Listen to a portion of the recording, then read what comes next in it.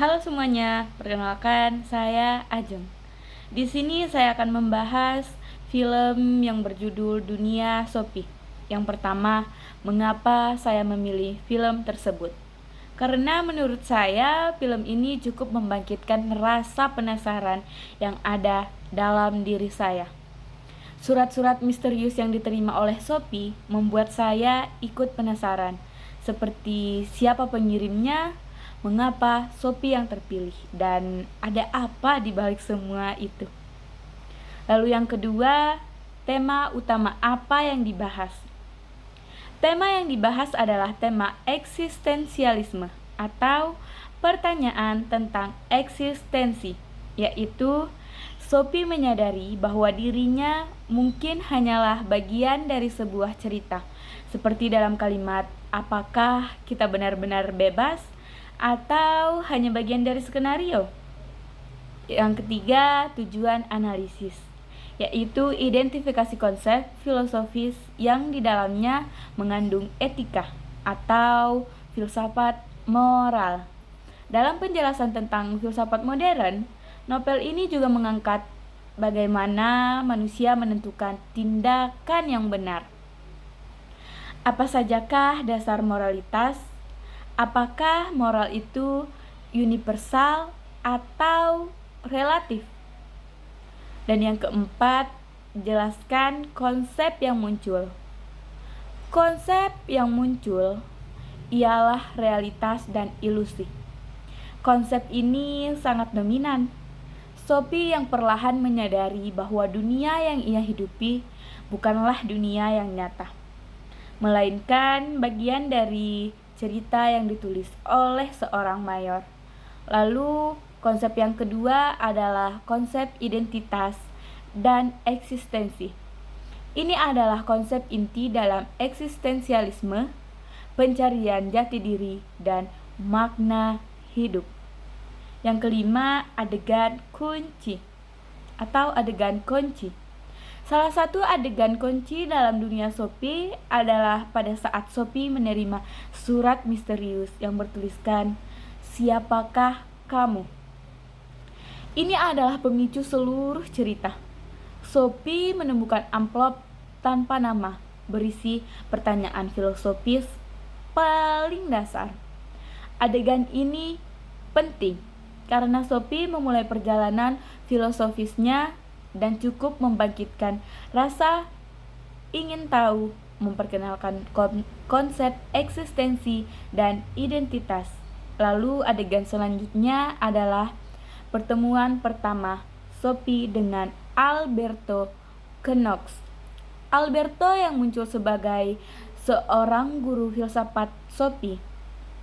Adegan ini juga menjadi sebuah kunci untuk membuka kelas filsafat dalam film, memperkenalkan cara berpikir kritis, memulai pembahasan sejarah filsafat. Alberto menjadi pemandu utama yang membahas Sophie, yang membawa Sophie memahami dunia dan dirinya. Yang keenam adalah analisis karakter. Karakter Sophie Amundsen. Sophie adalah tokoh utama, seorang gadis 14 tahun yang penuh rasa ingin tahu, polos dan mudah takjub. Ia mewakili jiwa filosofis murni, yaitu seorang yang siap mempertanyakan segala hal dengan ciri-ciri utamanya adalah penasaran dan kritis. Berani bertanya mengapa, mudah kagum terhadap dunia. Menjadi mandiri dalam berpikir, mulai sadar bahwa dunianya aneh dan tidak sepenuhnya nyata. Kontribusi dalam film filosofis kontribusi dalam filosofisnya adalah Sophie mewakili konsep eksistensialisme, pencarian jati diri dalam pertanyaan siapa aku, dan epistemologi, proses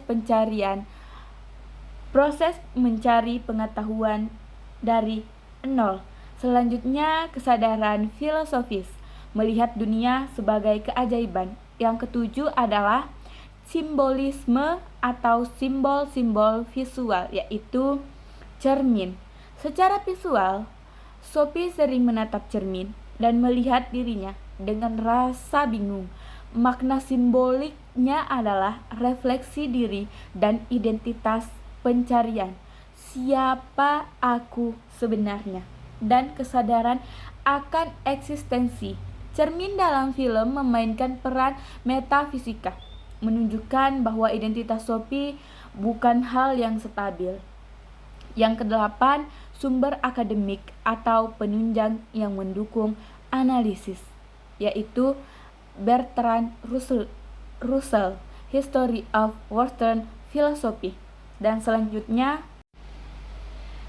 lalu yang terakhir adalah refleksi dan penilaian pribadi, yaitu perubahan pandangan setelah menonton film. Adalah dari memandang diri sebagai individu biasa menjadi sadar akan potensi berpikir.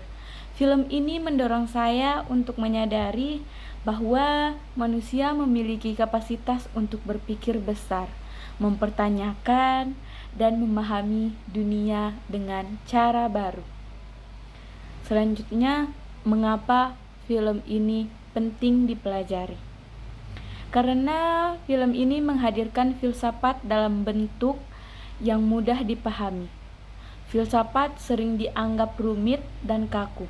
Film ini membantu memperkenalkan sejarah filsafat melalui alur cerita yang menarik, sehingga gagasan Plato, Aristoteles, dan Descartes hinggakan menjadi lebih mudah dipahami oleh pelajar dan mahasiswa. Mengapa saya merekomendasikan film ini? Karena menurut saya film ini cukup seru. Baik, sekian dari saya. Terima kasih. Bye-bye.